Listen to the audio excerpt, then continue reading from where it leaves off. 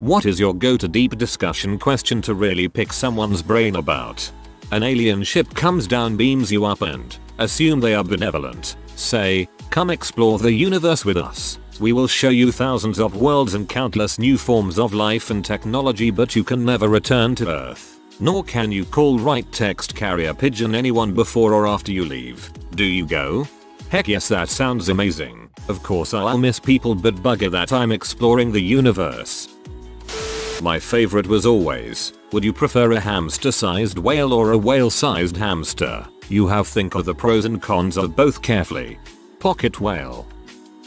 A friend said to me, it's incredibly easy to be a good person when goodness isn't tested. Would you, for example, save a Jew in World War II if you had the possibility? I answered with, I don't want to find out. Would you still be a good person if the risk of being good could hurt you?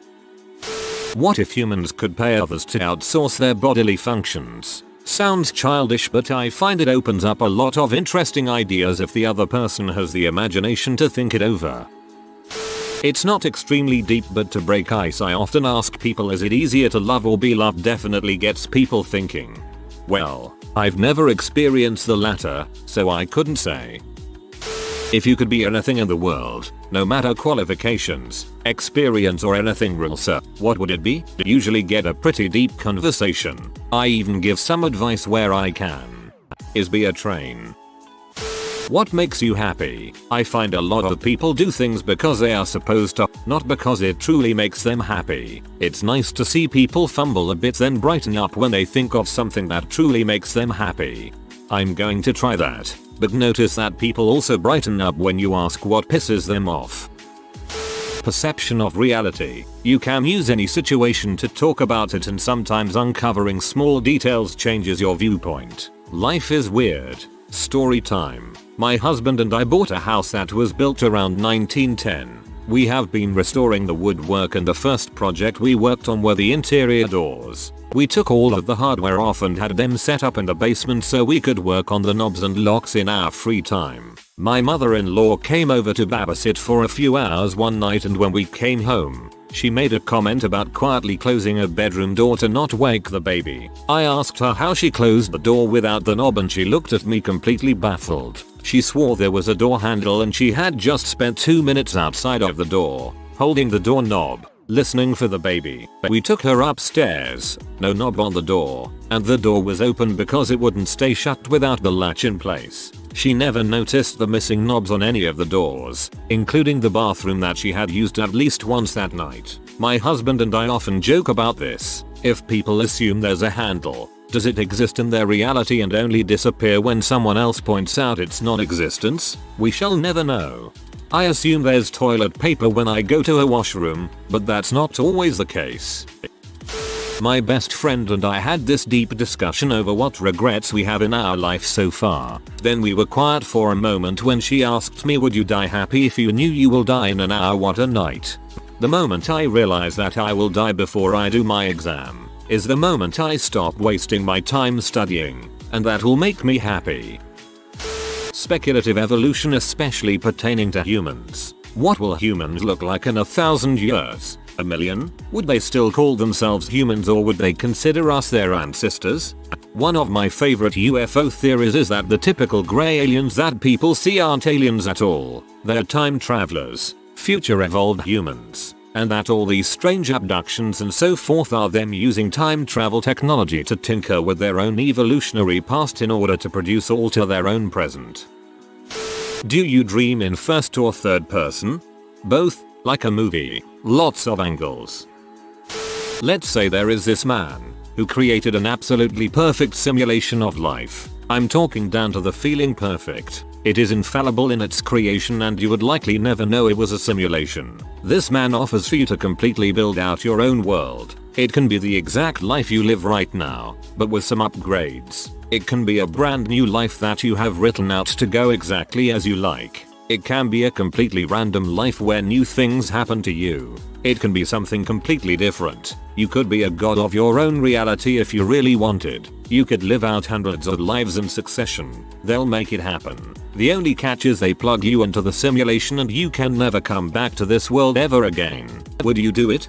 Depends if I knew it was a simulation or not. I would hate having the knowledge that none of it was real.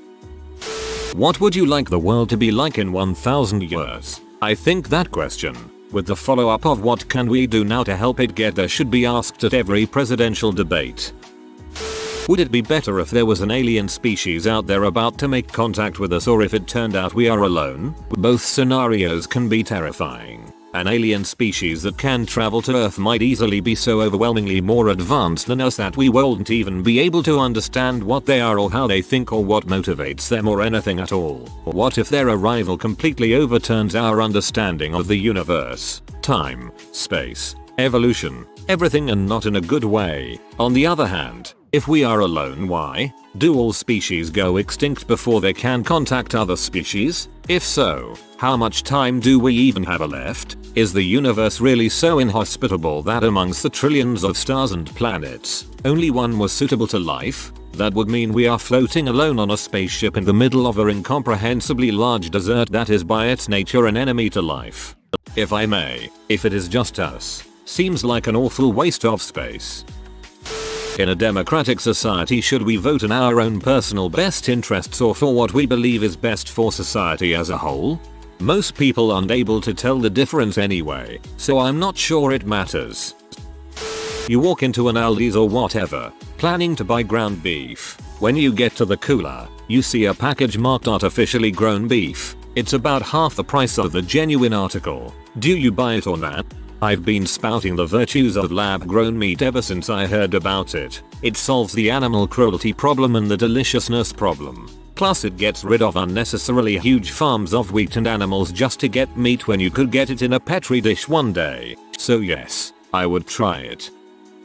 My favorite one to get really into is which side would win in an all-out war, humans on horseback or centaurs. Most people tend to go humans first, so I argue for the centaurs. So far no one has completely convinced me for either side, but it's interesting to see how creatively people can think when trying to answer a pointless question like this.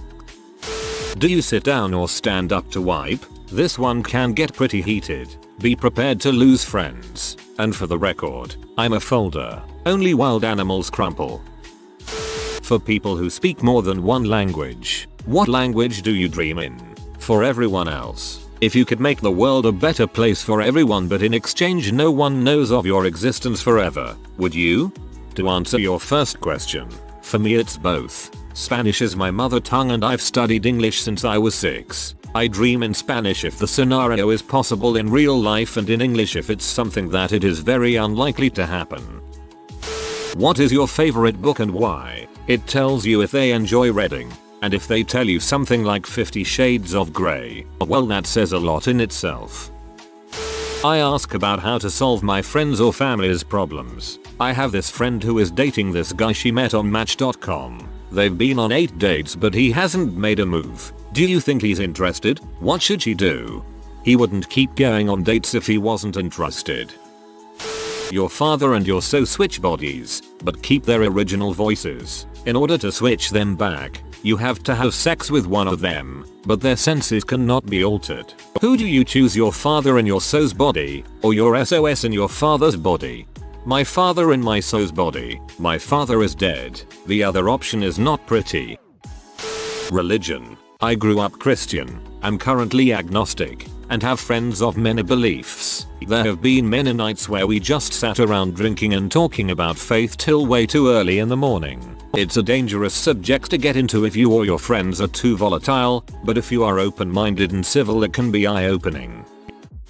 There isn't really one. I have several. Just in case, you know. My usual go-to is if you could fight anyone from history, who and why? Specifically fight, not kill. For those interested, I would fight Edison. For being a little bee. My friends used to play a game called Hypothetical Fight Club where we would just argue over who would win in a fight. We do people from history, characters, and our other friends. If there was a robot that was fully sentient, can learn from itself, and is entirely indistinguishable from a human except for the internal parts, is that robot human? Better yet, is that robot alive? No, it's not a human, but it is a person. When I'm in a lift I always ask what's the craziest story you have, I've gotten some really good conversations out of that. All your Lyft drivers definitely hate you. My best friend and I love going for late night walks. We usually start at 11 PM and end at around 5 AM. Our deep talks are usually about death, suicide mainly, and colors. One night, I stupidly said, wouldn't it be really creepy if we are playing hide and seek right now and I don't come back, and his expression was scared as crap. Then, we just layer everything after that. What if someone has been following us on our walks? What if the surveillance camera captures a footage of me being taken away in a black van, and so on? That's a long butt walk. How would you like to die, and why? We're all going to kick the bucket at some point. What way would be, in your opinion, the best? Have you ever been or know someone who spent time in jail? This question's answer will let you in on a lot of things, like the person character, the type of people they hang with, how permissive they are, how truthful, moralistic and law-abiding. It's a loaded question, so don't ask it if you're not prepared to hear what might be said. It's called loaded for a reason. Hard to jump right to it, you have to ease your way in from some angle, but discussions on the nature of morality. What is it? Where does it come from? Is it required of an advanced civilization? Have you ever thought about the people who just exist? Are you ever overwhelmed by the amount of history you don't know and will never know? I realize these are very vague questions, but that's the point.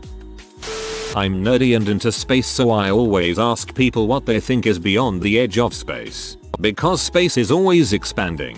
But what is it expanding info? If it's expanding into nothing, then it doesn't seem possible for it to expand when there's nothing it's displacing in its expansion.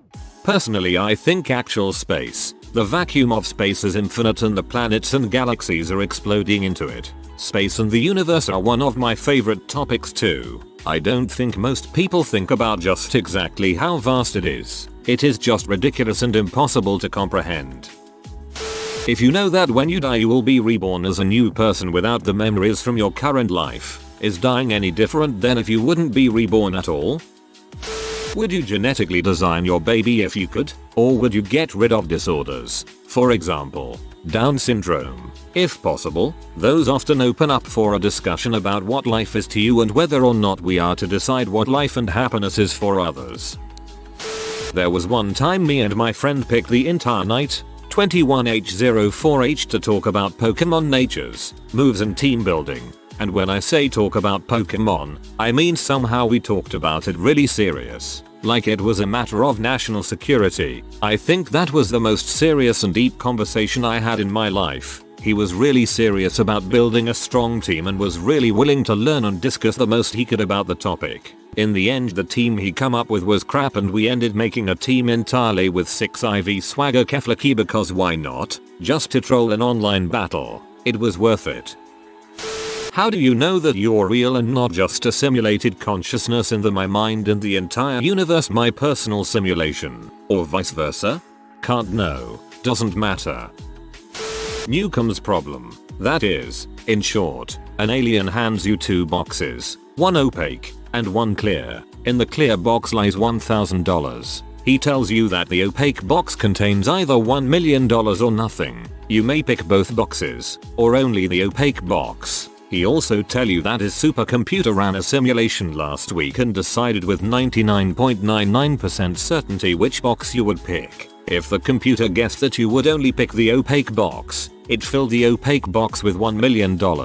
If it guessed you would pick both, it put nothing in the opaque box. So, do you pick one box or 2? If you are new to the channel, you can subscribe. I publish new videos every day.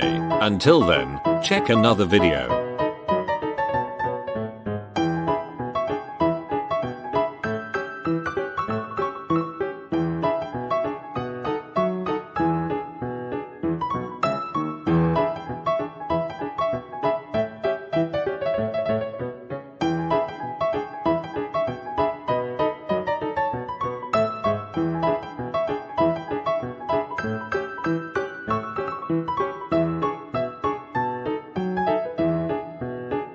Bye for now.